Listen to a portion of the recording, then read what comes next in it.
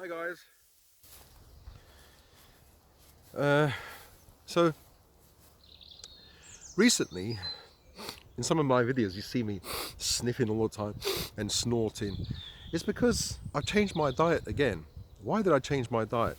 Because um, I've been checking online. As you do, you scroll, and there's loads of people talking about the sugar diet, and it really pisses off all those keto and those carnivore guys that just eat meat or eat the high fat and low carbohydrate diet. Sorry about the wonkiness of this camera. It's a 2018 Samsung G8, I think it's called, because my good cameras are destroyed, and so I only have access to this one. So sorry if it's wonky. I'm trying my best to keep it still. So I did this diet for a few days. So what I did is I just incorporated or ate in the morning pears, two pears, lychee, bananas, apple. So it's basically, fruit. So fructose basically. It's not really sugar. Uh, so I tried actually a few Haribos as well because it's pure sugar. But I wasn't used to it because I'm used to more of a medium fat, not high fat, but and medium carb, not so much low carb, but definitely not so much fructose because they say that fructose is really bad for a fatty liver. But I think in the absence of fat, fructose isn't bad for a fatty liver. So if you combine fat with fructose or fat with, go this way. If you combine fat with fructose or sucrose, then you have the perfect combo, the most addictive combo, and also maybe the most damaging combo. Unless you restrict calories, of course. Then that kind of negates the danger of the Randall cycle, or the glucose cycle, I think it's called. Some people don't agree with I think it was Dr. Randall when he coined the term. I think it was glucose cycle. This I don't think is really bad. So the theory or the idea is that this glucose cycle is really bad for your health. Sorry, when you combine sugar and I better stop, my arms aching. When you combine sugar and fat. So if you have a meal, all these food-like products like a Mars bar or a chocolate, it's high in fat and high in sugar. And so the food scientists created these food-like products because they're the most addictive types of products. Because of our evolutionary, because of evolution, we, as human beings, we search for either fat or sugar. We can use these two types of fuels, and you don't get that in nature in a package. You don't get Mars bars or tiramisu or lasagna growing on trees. It'll be great. It'll be great if you could, but well, it wouldn't be that good for your health. But these foods, were created by human beings, by chefs, by cooks, but they don't occur in nature, and they are highly addictive. If you had, I think that there was an experiment done where I think if you have white sugar in a bowl and cream in a bowl in the fridge, and you picked at the sugar, you had 2 tablespoons in the morning. I think a person had 2 tablespoons in the morning. It felt sick, reached their set point, and their the hormones are, I think it's ghrelin, or is it ghrelin or leptin? Anyway, one of them is triggered, and so your body says, time out, that's it, I don't want any more. So that later on, the person would have another 2 tablespoons of sugar, and that will be it for the day because you feel absolutely sick. You can't have any more of that food. And so the same person did the second experiment. They would just use cream. They would have 2 tablespoons or 3 tablespoons of cream, which is fat, and they were full. After a few hours, again, 2 or 3 tablespoons of cream, and that's it. They would be full, and they would lose weight because they wouldn't eat. They would eat probably less than the calories that they would eat in the day that they needed, like 2,000 or 3,000 calories. They would eat actually less. So you would calorie restrict if you're eating just one type of. If you're restricting food groups. So the carnivore diet, when you eat the carnivore diet, you're eating mainly fat and protein, no carbohydrates. And so you reach that set point. Your body says, hey, time out, I can't take it anymore. And in a like manner, if you just eat fruits, your body's just receiving fructose, your liver's receiving fructose, and the damaging effects of fructose or sucrose or whatever it is don't occur because there's no fat. Fat isn't involved. And so this is how we evolved. Well, for Christians, this is what has been happening to our bodies for the last few thousand years or whatever. And that's how, our bodies got used to this way. Either sugar, carbohydrate, or fat from animals or whatever. So we could use both sources, we can switch from one to the other. But you wouldn't get in nature a plate of deer meat and then potatoes and,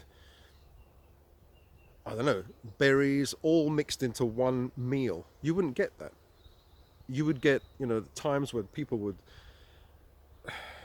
fast because there's no food, and then the men would go out and hunt and then bring back the food. They would eat that. And then in times where they used to, wait for the next hunt, the next time they killed an animal, you'd find berries or maybe dig up some starchy, if there was starchy vegetables or some kind of, I don't know, green vegetables or whatever. So, honey, things like that. So you would have access to those 2 sources, but usually never at the same time. So because of this situation, this is why the foods that we eat that have both foods that have been created by man, that have both like almost a 50-50 percentage wise of sugar and carbohydrate, are highly addictive and make you fat. It's supposed to make you fat because making you fat will keep you alive. Because when there's a famine, a fat person is more likely to stay alive, is more likely to survive the winter and continue the race. So it's really good for humans. It's natural to become fat and healthy. The only problem is famine never comes for us. It's because we've got Tesco, we've got Sainsbury's, and we've got all these chefs and cooks and delicious food. So, yeah, going back to what I was saying, I've been trying, fruits until the afternoon, and in the evening I have like a carbohydrate meal. But it hasn't worked because the fruits are too sweet, and they have, what do they have?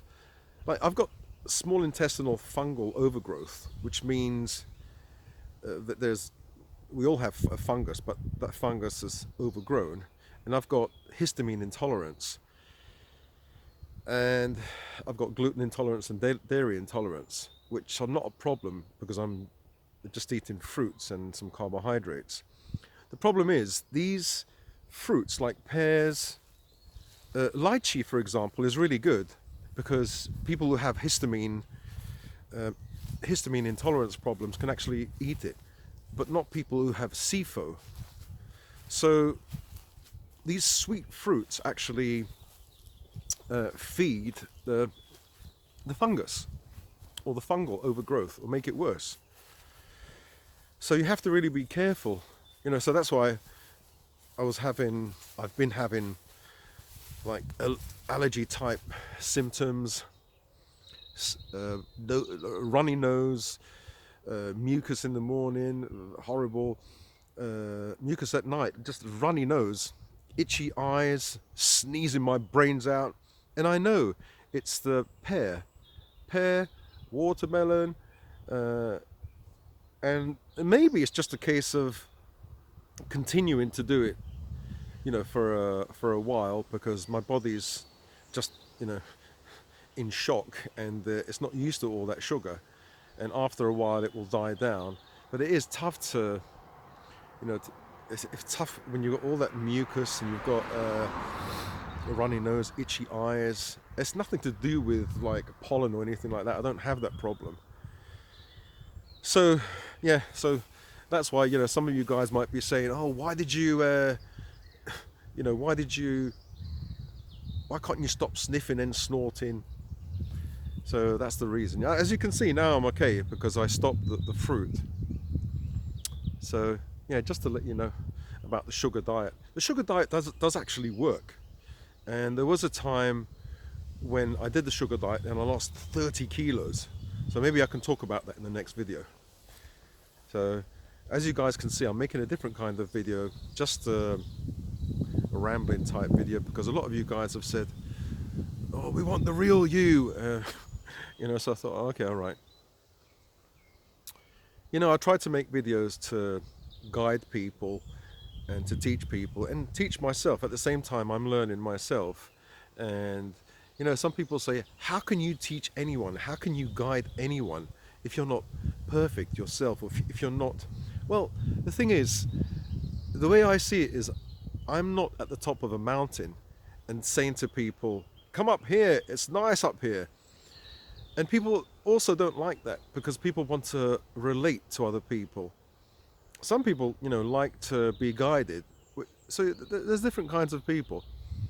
It depends if you want to learn, or if you want to, if you don't want to learn anything, if you want to achieve something, a certain thing, and someone's done that already, then yeah, for that kind of person. Yeah, but what I'm trying to say is, I'm not this person that knows it all, definitely, and I'm just going through certain stuff myself, like divorce.